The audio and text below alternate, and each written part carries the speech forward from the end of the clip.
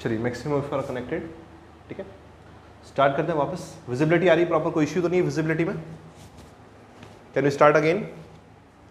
चलो बहुत बढ़िया।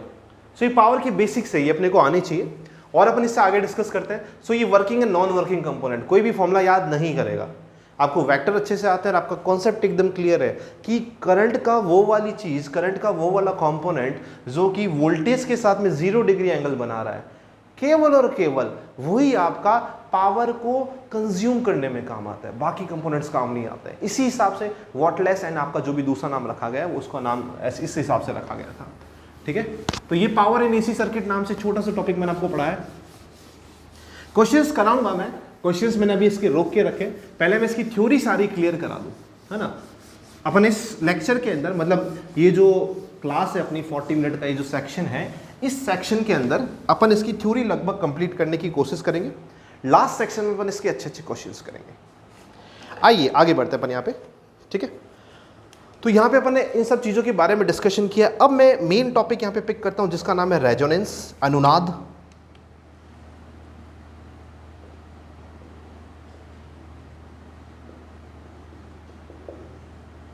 आपको यदि याद हो तो जैसे रेजोनेंस नाम से एक इंस्टीट्यूट भी है, बहुत फेमस इंस्टीट्यूट है कोटा का, बहुत क्वालिटी की कंटेंट है उनका, बहुत अच्छा कंटेंट भी है। If you see very well, आप यदि उनका कभी देखोगे ना ऐसा, आप उसका कभी लोगो देखोगे तो रेजोनेंस का लोगो ऐसा होता है। ये सारा सेक्शन ग्रीन में होता है और ये जो मैंने ब्लैक लाइंस बनाई ये उनकी वाइट में होती है ना। सो ये यहीं से उठाया गया है ना। इनका जो ये ग्राफ है या इनका जो लोगो है ये यहीं कहीं से इसी टॉपिक से उठाया गया है। आइए समझते हैं रेजोनेंस क्या होता है। तो रेजोनेंस ऐसा नहीं है कि आप यहाँ पे कोई पहली बार पढ़ेंगे। रेजोनेंस सबसे पहले जो पढ़ा जाता है वो पढ़ा जाता है एसएचएम के अंदर, सिंपल हार्मोनिक मोशन के अंदर एक रेजोनेंस नाम का टॉपिक होता है, अनुनाद नाम का टॉपिक होता है। सबसे अच्छे बेसिक्स तो उसके वहाँ होते हैं, बट फिर भी यहाँ पे अपन इस चीज़ को अच्छे से पढ़ेंगे। ये और वो टॉपिक जो एसएचएम का रेजोनेंस है, जो एसी का रेजोनेंस है, इनके जो बेसिक्स है ना वो दोनों के सेम है यदि आप देखो तो ढंग से। ऐसा नहीं कि सर वो तो करंट और वोल्टेज है, यहाँ पे एक पार्टिकल आपका ऐसा मूव कर रहा है, इस मोशन को आप एसएचएम कह रहे हो, यहाँ पे करंट और वोल्टेज जा रहे हैं, है ना। इन दोनों के रेजोनेंस के बेसिक सेम कैसे हैं? तो रेजोनेंस का बेसिक मीनिंग क्या, अपन इस चीज को समझते हैं और इनमें दोनों में सिमिलरिटी क्या, अपन इस चीज को समझेंगे। यदि आप देखोगे एसएचएम कोई पार्टिकल कर रहा है तो उसकी बेसिक इक्वेशन क्या होती है, याद करो। उसकी बेसिक इक्वेशन होती है ए साइन ओमेगा टी। करंट की यहां पे बेसिक इक्वेशन क्या है, वोल्टेज की यहां पे बेसिक इक्वेशन क्या है? अरे दोनों तो सिमिलर है, दोनों क्या है, सिमिलर है। तो वहां पे तो पार्टिकल एसएचएम करता था, यहां पे करंट और वोल्टेज एसएचएम कर रहे हैं। बेसिक जिसकी स्ट्रॉन्ग है ना वो एकदम चीजों को कनेक्ट कर लेगा। वहां पे पार्टिकल एसएचएम करता था, यहां पे वोल्टेज और करंट एसएचएम कर रहे हैं आपके। अब बातें तो दोनों में सेम है, बातें तो दोनों में सेम है। देखते हैं रेजोनेंस की स्पेशल कंडीशन क्या होती है। तो रेजोनेंस की ये स्पेशल कंडीशन होती है, इसके अंदर क्या होता है, सबसे पहली बात, एक पर्टिकुलर फ्रीक्वेंसी के अंदर, जैसे मैंने आपको सर्किट दे रखा है, सर्किट कितना हो जाएगा, सर्किट का वोल्टेज दे रखा है V = V0 sine omega T, ये इसकी मैक्सिमम वैल्यू है। और इसकी करंट कितनी आती है, I0 साइन ओमेगा टी ±5 आती है। क्लियर है कि नहीं है? और आपको पता है इसका Z कितना होता है, Z आता है अंडर रूट में R² + XL - XC का स्क्वायर। यदि मैं I0 की बात करूं या करंट की बात करूं, बेसिक ये जो आपकी करंट है जिसको मुझे स्मॉल आई से लिखना चाहिए, ये जो स्मॉल आई होती है ये बेसिकली आपकी क्या होती है, V/Z होती है, V/Z होती है। इसको इससे डिवाइड कर दो, सिंपल फॉर्मूला आएगा। अब देखो आपका जो Z है, Z किस पे डिपेंड करता है, फ्रीक्वेंसी यानी आवर्ती पे डिपेंड करता है। किस पे डिपेंड करता है, फ्रीक्वेंसी यानी आवर्ती पे डिपेंड करता है। क्लियर है कि नहीं? कैसे डिपेंड करता है सर, अभी थोड़ी देर पहले तो बताया था आपको, मैंने आपको बताया था Z फ्रीक्वेंसी के साथ में ऐसे चेंज होता है। ये आपकी एक पर्टिकुलर फ्रीक्वेंसी है, ये फ्रीक्वेंसी के साथ में आपने इसका कर्व बनाया है ना। यहां पे इसकी वैल्यू कितनी होती है, R होती है। इससे पहले छोटी फ्रीक्वेंसी के ऊपर कैपेसिटिव नेचर का सर्किट होता है, क्योंकि XC बड़ा होता है, थोड़ी देर पहले समझाया था। बड़े में X आपका इंडक्टर बड़ा होता है तो इंडक्टिव नेचर का सर्किट होता है। अब ये जो स्पेशल कंडीशन है, ये Z आपका इसके साथ में वेरी कर रहा है। भाई यहाँ पे दो चीजें हैं, एक चीज आपको मैं बड़े अच्छे से समझा दूं कि आपकी जो करंट है, करंट भी टाइम के साथ में वेरी कर रही है। करंट टाइम के साथ में ऐसे ऐसे ऐसे ऐसे ऐसे ऐसे वेरी कर रही है, कर रही है कि नहीं कर रही? कभी अपने मैक्सिमम पे जाती है, फिर जीरो पे आती है, फिर उल्टे में मैक्सिमम पे जाती है। मैं इसकी बात नहीं कर रहा, मैं करंट की फ्रीक्वेंसी के साथ में वेरिएशन की बात कर रहा हूं। अब हम सर्किट की फ्रीक्वेंसी को चेंज कर रहे हैं, सर्किट का ये जो ओमेगा है ना, इसको चेंज कर रहे हैं।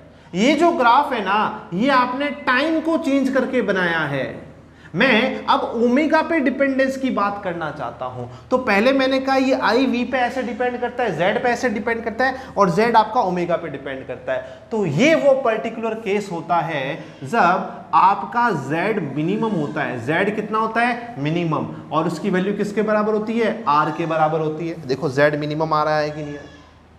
इस केस में आपकी करंट क्या हो जाती है? मैक्सिमम हो जाती है। यदि ये मिनिमम है तो ये मैक्सिमम हो जाएगा। इसी को अपन रेजोनेंस के नाम से जानते हैं।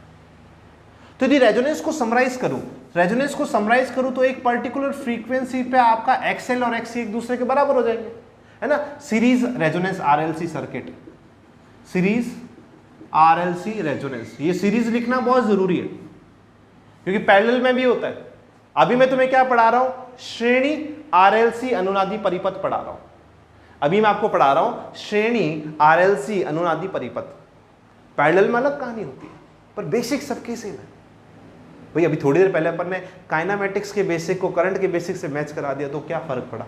सेम है। बेसिक तो रूट ऑफ फिजिक्स हर जगह लगभग सेम होती है।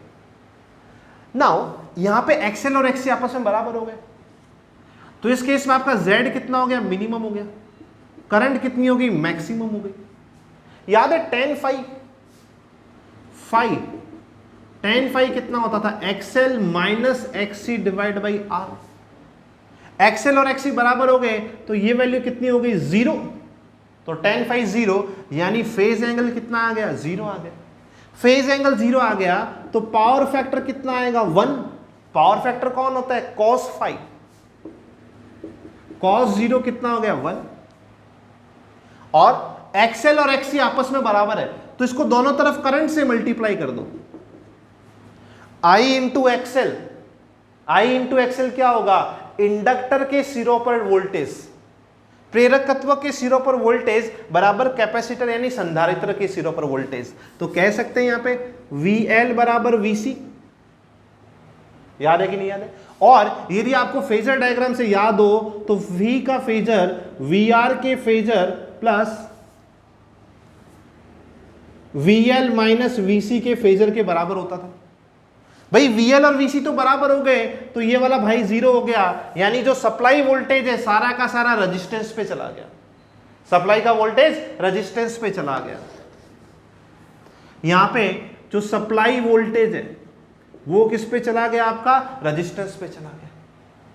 एक जिस पर्टिकुलर फ्रीक्वेंसी पे होता है, उस पर्टिकुलर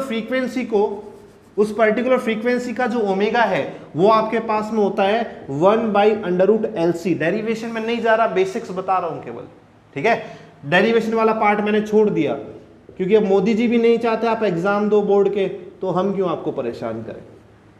नो डेरिवेशंस, ठीक है, केवल अपन बेसिक पढ़ेंगे। So these are the points when resonance happens. ये वो मुख्य बिंदु है जब अनुनाद होता है। ये अनुनाद को परिभाषित करते हैं, ये रेजोनेंस को डिफाइन करते हैं। जब इनमें से कोई भी एक, ये साइमल्टेनियस कंडीशन है, सीक्वेंशियल कंडीशन है, एक होगा तो बाकी सब होगी वहां पे लगभग आरएलसी में। तो कोई भी एक है मतलब सारी एक साथ अप्लाई होगी, और इन सारी के एक साथ एप्लीकेशन पे अच्छे क्वेश्चंस बन जाते हैं। मतलब कहीं पे भी दिख गया ना आपको सर्किट के अंदर कि इंडक्टेंस पे वोल्टेज 200 का, कैपेसिटेंस पे 200 का, आंख मीच के रेजोनेंस का सर्किट है, ये देखो ये पढ़ा। कहीं पे कहते पावर फैक्टर 1 है तो आंख मीच के रेजोनेंस का सर्किट है।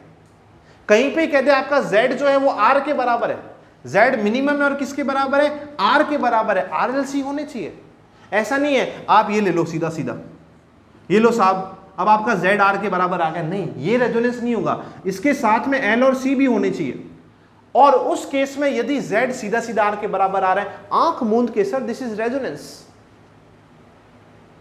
और कोई भी एक यदि हो गया तो बाकी सारे साइमल्टेनियसली उसके अंदर हो जाते हैं।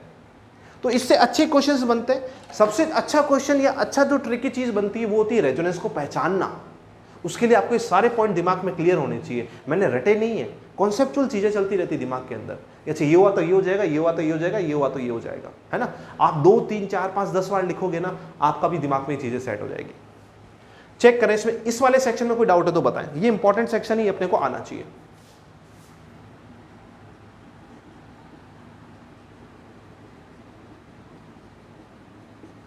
और लिख रहे हैं छोटी छोटी चीजें यहां पे। जैसे मैं इसको तो हटा देता हूं, ये हमारे काम का नहीं सेक्शन, ठीक है। इस सेक्शन की थोड़ी सी अपन साज सज्जा कर देते हैं, इसको थोड़ा सा और अपन, ठीक है। अब देखो पावर, इस केस में जो आपकी पावर होगी, पावर कितनी हो जाएगी, V R M S I R M S, V into I, सीधी सीधी वी आई हो जाएगी। मतलब ये तो आपकी वर्चुअल पावर थी, वर्चुअल पावर आपकी एक्चुअल पावर के बराबर होगी, क्योंकि कॉस फाई आपका 1 हो गया, है ना। इस केस में आप पावर कितनी कह सकते हो, आई स्क्वायर आर कह सकते हो, क्योंकि यहाँ पे v और आपका जो आई मैक्सिमम, आई किसके बराबर होता है बेटा, v बाई जेड के बराबर होता है। अब यहाँ पे z की जगह क्या आ जाएगा, r आ जाएगा, तो v बाई आर आ गया। ध्यान रखना, आप शुरू से पढ़ते आ रहे हो कि पावर आई स्क्वायर आर होती है, पर इस सर्किट में सीधा मत लगा देना। इस सर्किट में पावर आई स्क्वायर आर तभी होगी जब रेजोनेंस की कंडीशन है। जनरल पावर का फॉर्मूला क्या होता है, यहाँ पे जनरली आपका पावर का फॉर्मूला होता है आई स्क्वायर इंटू जेड या V square divide by Z. ये जनरल पावर का फॉर्मूला होता है। Special in case of resonance, जब ये एक्सएल और एक्सी अपना अस्तित्व खो देते हैं, ये अपने अस्तित्व को खो देते हैं, उस टाइम पे पावर सीधी आई स्क्वायर आर होती है। बच्चा सबसे बड़ी और सबसे सिली मिस्टेक यही करता है, वो बचपन से पढ़ता आ रहा है पावर का फॉर्मूला आई स्क्वायर आर, वो लगा देता है, पर ये केवल रेजोनेंस की कंडीशन में होता है। जनरली पावर कैसे होती है, वी स्क्वायर बाई जेड होती है, आई स्क्वायर जेड होती है इसके अंदर, ठीक है कि नहीं है। कॉस फाई दोस फाई आते रहता है, मैं उसमें ज़्यादा डिस्कशन नहीं करूँगा, पर ध्यान रखना आर और जेड में डिफरेंस होता है। जेड में आर के अलावा एक्सएल और एक्सी भी आते हैं, जबकि इस केस में केवल इसी। देखो ना इस सर्किट का काम क्या है, इस सर्किट ने अल्टीमेटली क्या किया है, स्टोरेज वाली चीज़ों को हटा दिया।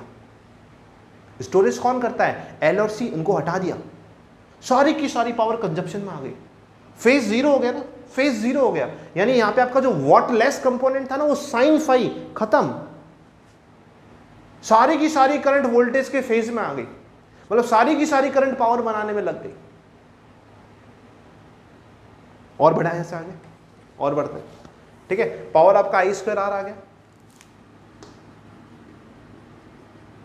अब इस केस में मैं इसके ग्राफ बनाता हूं, उससे आपको और चीजें क्लियर होगी।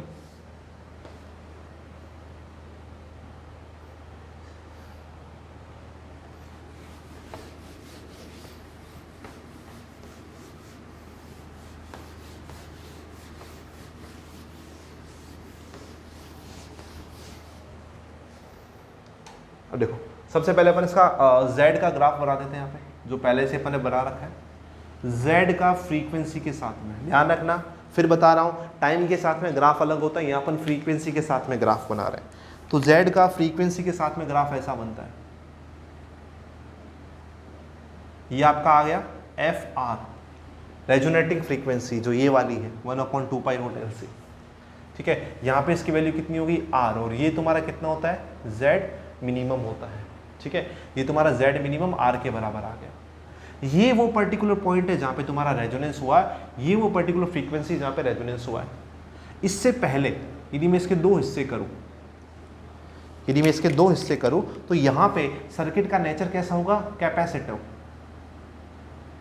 कैपेसिटिव नेचर का सर्किट होगा। क्यों, क्योंकि यहाँ पे फ्रीक्वेंसी कम है तो एक्सी ज्यादा इफेक्टिव होगा। आपको पता होना चाहिए एक्सएल किसके बराबर होता है, ओमेगा एल के बराबर होता है, 2 पाई रूट एफ एल के बराबर होता है।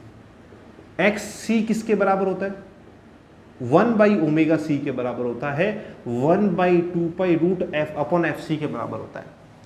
फ्रीक्वेंसी जब कम होती है ना तो ये ज्यादा वैल्यू ले लेता है, क्योंकि इनवर्स प्रोपोर्शनल का रिलेशन है। फ्रीक्वेंसी जब ज्यादा होती है तो ये इफेक्टिव होता है, तो कम फ्रीक्वेंसी पे सी प्रभावी होता है। सर्किट का नेचर कैपेसिटिव होता है, कह देगा आपको, कह देगा सर्किट का नेचर कैपेसिटिव है। जैसे आपको एक क्वेश्चन देता है, अभी सर्किट की फ्रीक्वेंसी 20 हर्ट्ज की फ्रीक्वेंसी है और सर्किट अभी कैपेसिटिव नेचर का है, तो रेजोनेटिंग फ्रीक्वेंसी बताओ, ऑप्शन दे देगा, है ना, ऑप्शन दे देगा आपको।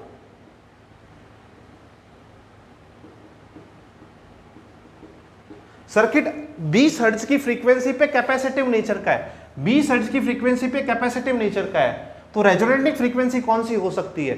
18, 25, 16, 5। कौन सी? 25। क्वाइट सिंपल, समझ में आया ना? अब पता ही नहीं सर, हमें तो दिया ही नहीं। अरे कॉन्सेप्ट तो क्लियर रख कि लो फ्रीक्वेंसी पे कैपेसिटिव, तो कैपेसिटिव नेचर है तो उससे ज्यादा फ्रीक्वेंसी पे रेजोनेंस होगा। समझ में आ रही चीजें? क्लियर है? तो अब आपको यह समझ में आना चाहिए, to crack the numericals your basic concept should be very much strong. आपके बेसिक्स बहुत स्ट्रांग होने चाहिए, तब आप जाके न्यूमेरिकल क्रैक कर पाओगे बेटा। फिर भी पहली बार न्यूमेरिकल करने बैठते तो होते नहीं है, उस समय अपने नोट्स लेके बैठा करो साथ में, तब आपके न्यूमेरिकल अच्छे से होने चालू हो जाएंगे।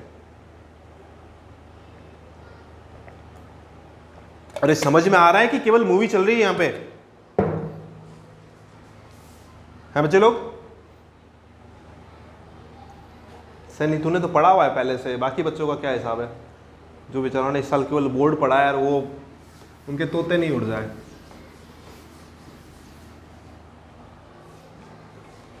ठीक है, ठीक है। मोदी जी आपका समर्थन चाहिए मेरे को बस। मोदी जी, हाँ समझ में आ रहा है ना मोदी? ठीक है। मोदी जी मिठाई नहीं खिलाई, 12th पास हो गए हो आप? कल पक्का? चल ठीक है। आओ बच्चों, नेक्स्ट देखो, यदि अपन करंट का ग्राफ बनाए फ्रीक्वेंसी के साथ में, तो बेटा अभी थोड़ी देर पहले बताया था कि करंट के लिए यहां पे नॉर्मली जेड आता है, तो जेड का उल्टा ग्राफ आएगा क्योंकि इनवर्स रिलेशन है। आई यदि यहां पे तो जेड यहां पे, ये कम होगा तो ये बढ़ेगा, है ना, और ये बढ़ेगा तो ये कम होगा, तो उल्टा ग्राफ आएगा। बेसिकली आप इस चीज को समझने की कोशिश करें तो यहां पे जो करंट का ग्राफ आता है वो आपके पास में ऐसा आता है, ये वो पर्टिकुलर फ्रीक्वेंसी, यहां पे आपकी करंट क्या है बेटा? मैक्सिमम है। यहां पे आपकी करंट क्या है बेटा? मैक्सिमम है। जनरली किसी पॉइंट पे यदि करंट की बात करें तो करंट का फॉर्मूला होता है V divide by Z, but इस पॉइंट पे करंट का फॉर्मूला कितना आएगा? V divide by R। ये कहां होता है? रेजोनेटिंग फ्रीक्वेंसी पे होता है, ये अनुनादी आवर्ती पे होता है। यहां पे आपकी करंट आ गई, यहां पे आपकी फ्रीक्वेंसी आ गई। क्लियर है? एक और चीज सोचो, एक और चीज सोचो कि यदि आप RLC सर्किट में से R हटा के रेजोनेंस करा दो, RLC सर्किट में से R हटा के रेजोनेंस करवा दो, तो क्या होगा? तो Z मिनिमम की वैल्यू कितनी आएगी? 0 आएगी, क्योंकि Z मिनिमम तो खुद R है, मतलब ये ग्राफ नीचे टच करने लगेगा। मतलब इस पर्टिकुलर पॉइंट पे यदि Z मिनिमम 0 आ गया तो V डिवाइड बाई Z, यानी ये तो इनफाइनाइट आ जाएगी करंट। यानी यदि आपका Z 0 होगा, या मैं इसको और अलग तरीके से समझाता हूं, करंट की वैल्यू कितनी है बेटा? V by R।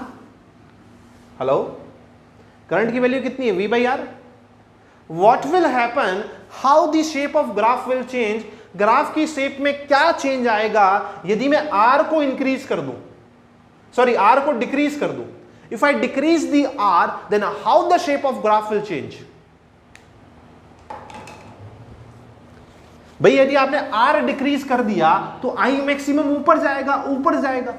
R यदि कम हो रहा है तो मैक्सिमम करंट बढ़ती रहेगी। If I draw two graphs, यदि मैं यहां पे दो ग्राफ बनाता हूं, ये वाला और ये वाला, I say this is R1 and I say this is R2. You guys just tell me R1 और R2 में क्या रिलेशन है, which one is greater, which one is smaller?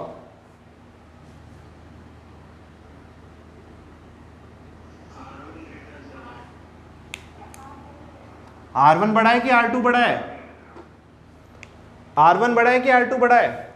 भाई जैसे जैसे रेजिस्टेंस बढ़ेगा करंट नीचे आ गई, इसका इनवर्स रिलेशन है ना, करंट कम हो गई तो रेजिस्टेंस ज्यादा हो जाएगा, मतलब R1 is greater than R2। So as soon as जैसे जैसे आप रेजिस्टेंस की वैल्यू कम कर रहे हो, कम कर रहे हो, कम कर रहे हो, ग्राफ ऊपर जा रहा है, ग्राफ ऊपर जा रहा है, ग्राफ ऊपर जा रहा है। अरे मालिक, यदि आप रेजिस्टेंस को 0 कर दोगे तो करंट इंफिनिटी को टच कर जाएगी। करंट इंफिनिटी यानी अनंत को टच कर जाएगी। करंट इंफिनिटी यानी अनंत को टच कर जाएगी। और यही तो तुम्हारा लोगो होता है रेजोनेंस का। रेजोनेंस जो इंस्टीट्यूट है ना, उनका लोगो यही तो। अरे ये वास्तव में इंफिनिटी चला गया ना, तुम्हारे तो स्क्रीन में भी नहीं आ रहा, समझ रहे हो? This is called infinity. Ever first in the history किसी ने इंफिनिटी को ड्रॉ किया है। ये देखो स्क्रीन पे आ रहा है क्या आप लोगों की? नहीं आ रहा है क्या? स्क्रीन से बाहर जा रहा है क्या ग्राफ? जितना मुझे दिखाई दे रहा है स्क्रीन में आ रहा है। तो कुल मिला के ऐसा कुछ कहानी बैठता है इसका। समझ में आया बेटा? रेजोनेंस की फील आई। रेजोनेंस की फील अपनी जगह है, वो आनी भी चाहिए। ये टॉपिक्स अपने को पता होने, ये सारे अपने को पता होने चाहिए अच्छे से। बढ़ो यहां से आगे।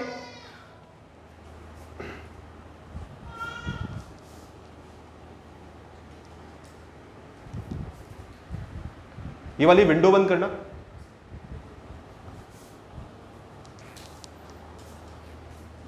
बढ़े यहां से आगे। क्लियर है?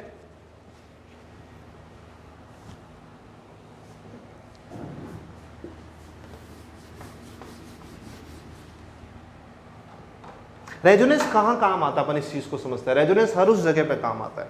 अभी आप और हम जो बात कर रहे हैं ना, ये रेजोनेंस के थ्रू बात कर रहे हैं। आप और हम जो बात कर रहे हैं, ये रेजोनेंस के थ्रू ही बात कर रहे हैं। ठीक है, आप और हमारी जो बात हो रही है रेजोनेंस के थ्रू ही बात हो रही है। अभी जो आपने रिंग सुनी थी ना, ये किसी के फोन पे एक घंटी बज रही थी, तो ये भी रेजोनेंस के थ्रू ही हो रहा है। ठीक है, एक मिनट रुकना बेटा, is creating too much out.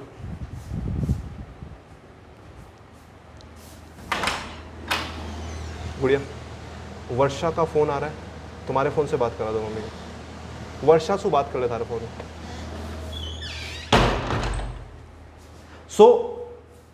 ये जितने भी आप मोबाइल कम्युनिकेशन करते हो, ये सारे रेजोनेंस के थ्रू होते हैं। ये सारे रेजोनेंस के थ्रू होते हैं। आपकी मोबाइल में एक सर्किट लगा हुआ है, आपके मोबाइल में एक सर्किट लगा हुआ है, ठीक है। और बाहर से जो वेव आती है उसकी एक फ्रीक्वेंसी होती है। बाहर से जो वेव आ रही है उसकी एक फ्रीक्वेंसी होती है ना। तो ये चीज़ आपको वहाँ पे एसएचएम में यदि समझाता तो ज़्यादा अच्छे से समझ में आती है ना। बट ठीक है, यहाँ पे मैं आपको समझाने की कोशिश करता हूँ, as much possible I will try my best. तो होता क्या है इसके अंदर, रेजोनेंस के अंदर, रेजोनेंस एक बहुत यूनिक पॉइंट होता है। इस सर्किट का एक यूनिक पॉइंट है। बाकी सब जगह सर्किट का एक नॉर्मल नेचर है, रेजोनेंस में सर्किट एक यूनिट पॉइंट यानी मैक्सिमम करंट को अचीव करता है। किसको अचीव करता है? मैक्सिमम करंट को अचीव करता है। तो you guys tell me one thing कि यदि ये करंट है, ये आपकी फ्रीक्वेंसी का ग्राफ है, तो एक तो आपके पास में ये ग्राफ आया और एक आपके पास में रेजोनेंस का ये ग्राफ आ रहा है। तो बेसिकली R1 और R2 है। आपको पता है करंट कम हो गई तो रेजिस्टेंस ज्यादा हो गया, R2 is greater then R1 आ जाएगा, इस केस में ही आ जाएगा। So you just tell me one thing, आप यदि रेजोनेंस को as a unique point treat करना चाहते हो, आप बहुत प्रिसाइजली रेजोनेंस देखना चाहते हो, तो कब दिखेगा? कब दिखेगा? तभी तो दिखेगा जब आपकी करंट यहाँ पे ज्यादा हो। जैसे यहाँ पे 10 एम्पेयर की करंट है, यहाँ पे आपकी 5 एम्पेयर की करंट है ना, और यहाँ पे आपकी जनरली आपकी जो करंट है यहाँ पे 3 एम्पेयर की करंट है। तो आपने सर्किट को 3 एम्पेयर से देखना चालू किया, सर्किट को आपने 3 एम्पेयर से देखना चालू किया। एक में रेजोनेंस आया, 5 एम्पियर डाउन हो गया, 2 एम्पियर का फर्क हुआ। अरे यार, जनरली 3 एम्पियर की करंट तो ऐसी होती सर्किट में, रेजोनेंस इतना तुम इतना बड़ा चढ़ा के बता रहे थे, उसमें केवल 2 एम्पियर की करंट बढ़ी, तो फील नहीं आई रेजोनेंस की। रेजोनेंस की फील नहीं आई। रेजोनेंस की फील कब आती है? जब जनरली तो करंट 3 एम्पियर है और रेजोनेंस होते ही तहस नहस हो जाए चीजें, पटाख से 10 एम्पियर पे करंट चली गई। So to feel the resonance, to feel the uniqueness of this point, to feel the uniqueness of this point, कि ये पॉइंट वास्तव में यूनिक है। आप क्या चाहते हो, ये वाला ग्राफ हो कि ये वाला ग्राफ हो? ज्यादा शार्प ग्राफ होने चाहिए, यस और no? Graph should be more sharp. इससे क्या होगा, आसपास की वैल्यू कम हो जाएगी और रेजोनेंस वाले पॉइंट की वैल्यू बढ़ जाएगी। आप यही तो चाहते हो? Are you getting this or not? To feel the resonance, आप क्या चाहते हो कि आसपास के पॉइंट पे वैल्यू कम हो। यार एक बात बता, तुम रेजोनेंस इतना चिल्ला के कह रहे हो मास्टर जी तब से, अभी 3 और 5 में कोई फर्क ही नहीं है। रेजोनेंस में तो करंट हाई होनी चाहिए थी, तो हाई करंट की फीलिंग कब आएगी? जब 3 के मुकाबले 10 देखने को मिलेगा। To feel the resonance, graph must be sharp, graph आपका तीक्ष्ण होना चाहिए, ग्राफ आपका क्या होना चाहिए, तीक्ष्ण होना चाहिए, यानी शार्प होना चाहिए आपका ग्राफ। ये ध्यान रखना। यदि आपको बेटर क्वालिटी का रेजोनेंस चाहिए, बढ़िया रेजोनेंस चाहिए, तो बढ़िया रेजोनेंस किस में है, 2 नंबर ग्राफ में कि 1 नंबर ग्राफ में? सर बढ़िया तो 1 नंबर ग्राफ में देख पा रहा हूं मैं इस चीज को। जैसे एफएम अभी आप कभी चलाते हो ना, एफएम आप चलाते हो 92.7 बिग एफएम आ रहा है, 92.92 या 92.0 पे कुछ भी आवाज नहीं आ रही होती है, 92.1 पे कुछ भी आवाज नहीं आ रही होती है, 92.3 से हल्की हल्की आवाज आनी चालू होती है, 92.3 से हल्की हल्की आवाज आनी चालू होती है, 92.5 तक ब्लर, उसमें कचरा बहुत आता है, नॉइस बहुत आता है। ओहो भाई साहब 92.7 पे तो इतना क्लियर सुनाई देता है ना, वो एफएम इतना क्लियर सुनाई देता है कि अपने को पता चलता है हाँ ये इसकी फ्रीक्वेंसी है। फिर आगे जाते जाते अप्रोक्सीमेटली 93 पर लगभग ये डाउन होना चालू हो जाता है। तो ये भी रेजोनेंस सर्किट का कमाल है। आप जो एफएम सुनते हो ना, फ्रीक्वेंसी मैच करते हो, वो भी रेजोनेंस सर्किट का कमाल है। तो आप क्या चाहते हो, आप चाहते हो कि आपको जो क्लियर वॉइस है ना, मतलब आपको एक 92.7 एक पर्टिकुलर फ्रीक्वेंसी चाहिए, उस पे ही आपको अपना एफएम चलाना है। तो आप क्या करोगे, 92.6 तक आप आवाज को ब्लर रखोगे, खराब आवाज रखोगे, परफेक्ट मैचिंग नहीं होगी सर्किट की। पर 92.6 से जैसे आप 92.7 पे आए, तड़ाक से बहुत बढ़िया सी आवाज सुनाई देती है, ऐसा लग रहा है सामने बैठ कर कोई आदमी गा रहा है। ये कब पॉसिबल है, जब ऐसे ग्राफ बने, जब ऐसे ग्राफ बने। और ऐसे ग्राफ का क्या मतलब है, to observe the resonance in a better wave. यदि आपको अनुनाद को बहुत अच्छे से देखना है तो इसका ग्राफ एकदम शार्प आना चाहिए। ग्राफ कैसा आना चाहिए बेटा, शार्प आना चाहिए। ग्राफ शार्प कैसे आएगा, रेजोनेंस की यदि क्वालिटी बढ़िया करनी है तो ग्राफ कैसा होना चाहिए, शार्प होना चाहिए। To increase the sharpness of curve, to increase the sharpness of curve, हम यहां पे एक चीज को डिफाइन करते हैं जिसका हिंदी में नाम होता है विशेषता गुणांक, क्वालिटी फैक्टर। क्यू कहते हैं अपन इसको अपन कहते हैं क्यू, क्यू कहते हैं अपन इसको। ये क्या दिखाता है, क्यू जितना ज्यादा होगा ना, क्यू जितना ज्यादा होगा, रेजोनेंस की क्वालिटी उतनी ज्यादा होगी, रेजोनेंस की क्वालिटी उतनी ज्यादा होगी, रेजोनेंस उतना ही अच्छा देखने को मिलेगा। अच्छा से क्या मीनिंग है मैंने आपको समझा दिया। क्यू जितना ज्यादा होगा ना, ग्राफ उतना ही आपका तीक्ष्ण होगा, ग्राफ उतना ही आपका क्या हो जाएगा, शार्प हो जाएगा। तो ये तो अपन इसकी क्वालिटेटिव बातें की है कि ऐसा होना चाहिए। अब वास्तव में क्यू किस पे डिपेंड करता है, कैसे अपन क्यू की वैल्यू बढ़ाएं ताकि ग्राफ शार्प बने, उस पर अपन डिस्कशन करते हैं। We are done with the resonance. Resonance की बातें अपन ने कर ली। अब मैं आपको सिखाना चाह रहा हूं कि रेजोनेंस को अच्छा कैसे करें। क्या आपको रेजोनेंस की बेसिक फील आई, क्या रेजोनेंस के बेसिक फंडे एकदम दिमाग में सेट है, याद हो जाएंगे, दिमाग में सेट है, फोटो क्लियर है, यस और नो?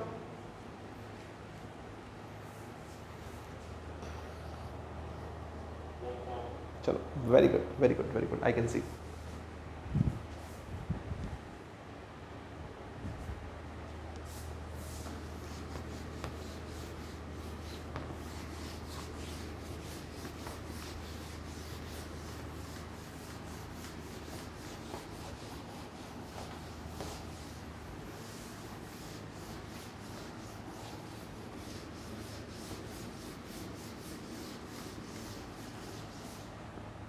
अब बेटा कुछ छोटी छोटी चीज़ें जो कुछ, अब मैं फॉर्मूला बेस्ड बातें करूंगा आपके साथ में, ठीक है ना? तो सीधे फॉर्मूले लिखाऊंगा, आपको फॉर्मूले ध्यान होने चाहिए।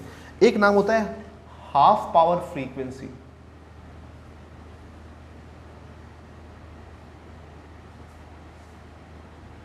हिंदी में इसको कहते हैं अर्ध शक्ति आवृत्तियां, अर्ध शक्ति आवृत्तियां। तो देखो बेटा ये ना, आपके पास में यहाँ पे फ्रीक्वेंसी, यहाँ पे आपके पास में करंट का ग्राफ है ना? तो आपका जो रेजोनेटिंग कर्व होता है, आपका जो रेजोनेंस का कर्व था वो ऐसा कुछ था, है ना? यहाँ पे आपकी करंट क्या होती है, मैक्सिमम होती है। यहाँ पे आपकी करंट मैक्सिमम होती है, इसको पहले आई बोल दिया। यहाँ पे आपको लेट से कुछ पावर पी मिल रही है, क्या मिल रही है, पावर पी मिल रही है। ये जो कार्यक्रम होता है, ये कार्यक्रम एक पर्टिकुलर फ्रीक्वेंसी यानी रेजोनेटिंग फ्रीक्वेंसी पे होता है। बेटा एक चीज़ हमेशा ध्यान रखना, ओमेगा और फ्रीक्वेंसी एक ही चीज़ है। जब आप फ्रीक्वेंसी को 2 पाई से गुणा कर देते तो वो ओमेगा बन जाता है, ठीक है? तो कहीं भी अपन ओमेगा फ्रीक्वेंसी लेके चल सकते हैं। मतलब मैं यहाँ पे ओमेगा लिखूँ, यहाँ पे ओमेगा आर लिखूँ ना, तो केवल 2 पाई से मल्टीप्लिकेशन का फर्क है और कोई फर्क नहीं इनके बीच में। Okay, so we got one more point. एक अपन ऐसा पॉइंट चूज करते हैं यहां पे। देखो बेटा रेजोनेंस तो एक यूनिक पॉइंट है, अभी बताया था, रेजोनेंस एक यूनिक पॉइंट है। Just hold on.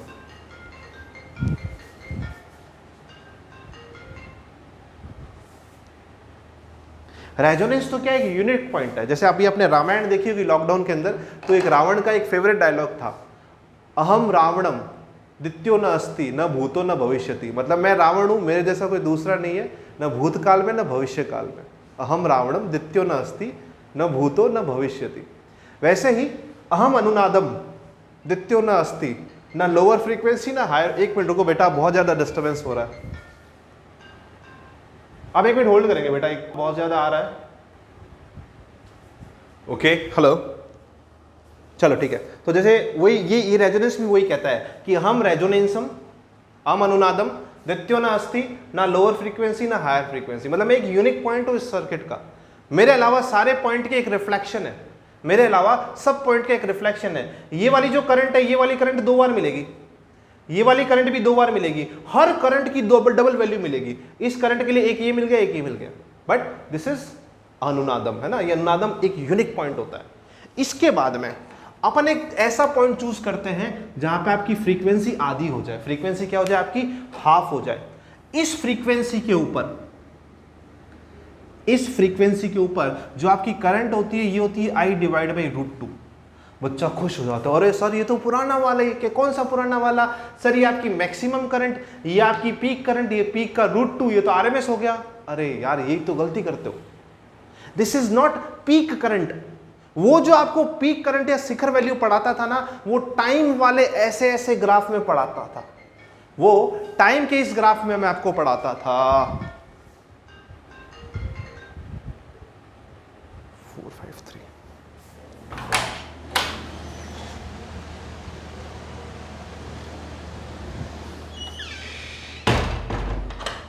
वो मैं आपको टाइम के ग्राफ में पढ़ाता था। किसके ग्राफ में पढ़ाता था? टाइम के ग्राफ में पढ़ाता था, ठीक है ना। बट ये ग्राफ फ्रीक्वेंसी का है। ये ग्राफ किसका है बेटा? फ्रीक्वेंसी का है। गलती से भी आप उसको और इसको मैच मत कर देना। कोई मत कह देना ये आरएमएस करंट है, नहीं, ये आरएमएस करंट नहीं है ना। ये आपकी जो रेजोनेंस के टाइम पे मैक्सिमम करंट थी ना, उसका 1/√2 है। तो ये भी एक अच्छा क्वेश्चन बनता है कि जब अपन अर्ध शक्ति, इसका नाम क्या बताया था मैंने आपको? अर्ध शक्ति आवर्ती, हाफ पावर फ्रीक्वेंसी। तो हाफ पावर फ्रीक्वेंसी पे पावर तो हाफ हो जाती है। हाफ मतलब कितनी होगी? 50% हो गई। बट आपकी जो करंट होती है वो 70.7% हो जाती है। करंट आधी नहीं होती। 1/√2 मतलब 70.7% होता है, ठीक है। क्लियर है? ध्यान रखेंगे इसके बारे में। यहां पे जो आपकी फ्रीक्वेंसीज होती है, इसको आप F1 और F2 कह सकते हो, ω1 और ω2 कह सकते हो, ठीक है। तो आपको पता है कि रेजोनेटिंग फ्रीक्वेंसी हमारे पास में कितनी होती है? 1/√LC, और FR कितना होता है? 1/2π√LC होता है, ठीक है। अब यहां पे यदि अपन इसकी बात करें तो ω1 ω2 ये होता है 1/LC। ω1 ω2 किसके बराबर होती है? इसका मल्टीप्लीकेशन 1/LC के बराबर होता है। और इसका जो डिफरेंस है, इसका जो डिफरेंस है ये किसके बराबर होता है? R/L के बराबर होता है।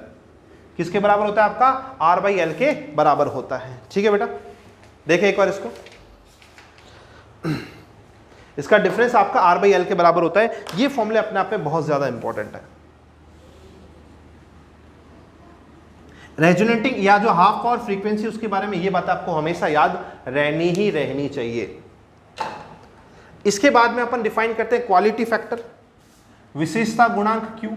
Q क्या होता है? Q के बहुत सारे फॉर्मूले होते हैं। Q के आपके पास में बहुत सारे फॉर्मूले होते हैं, ठीक है कि नहीं है। Q का सबसे पहला फॉर्मूला होता है ω/r divide by band width. Band width सबसे बेसिक फॉर्मूला ये होता है।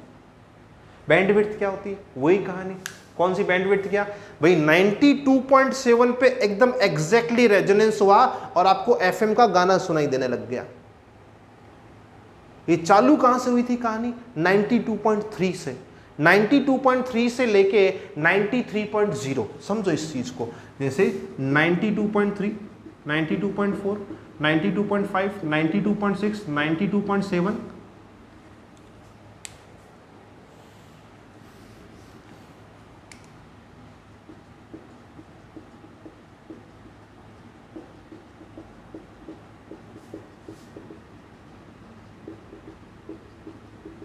ये वो पर्टिकुलर फ्रीक्वेंसी जहां पे आपका रेजोनेंस चालू हो गया, है ना। मैं यदि एफएम के पॉइंट ऑफ व्यू से बताऊं, ये वो पर्टिकुलर फ्रीक्वेंसी जहां पे आपका रेजोनेंस चालू हो गया, बट आवाज तो यहीं से आनी चालू हो गई थी, और आवाज लगभग 92.7, 3 आगे और 3 पीछे ले लेते हैं, तो यहां से यहां तक इसको बैंडविड्थ दे दी। एग्जैक्टली मैचिंग करना मुश्किल होता है, तो यहां से यहां तक इसको बोल दिया कि तू यहां से अपना कार्यक्रम चालू कर सकता है, पर इसमें खत्म करना है, इससे बाहर मत जाना, तेरे अलावा और भी तो एफएम वाले हैं, उन्होंने भी पैसा दिया, उनको भी गाना सुनाना है अपना। तो इसको अपन कहते हैं बैंडविड्थ।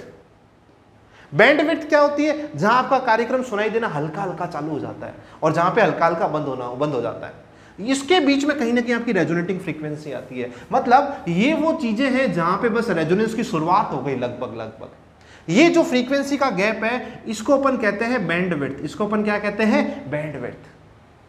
बैंडविड्थ कितनी होती है बेटा? बैंडविड्थ आपके पास में आ जाएगी ω2 - ω1। क्लास ऑफ होने वाली है लगभग, एक लिंक और आएगा, ठीक है, कभी भी क्लास ऑफ हो सकती है। समझ में आ गई बात है? ध्यान रखना, ये ग्राफ को एकदम दिमाग में सेट करके रखना। आगे बढ़ते हैं अपन यहां से, और भी इसके अच्छे अच्छे फॉर्मूले दिखेंगे अपने को, लिखते हैं अपन उसको यहां पे।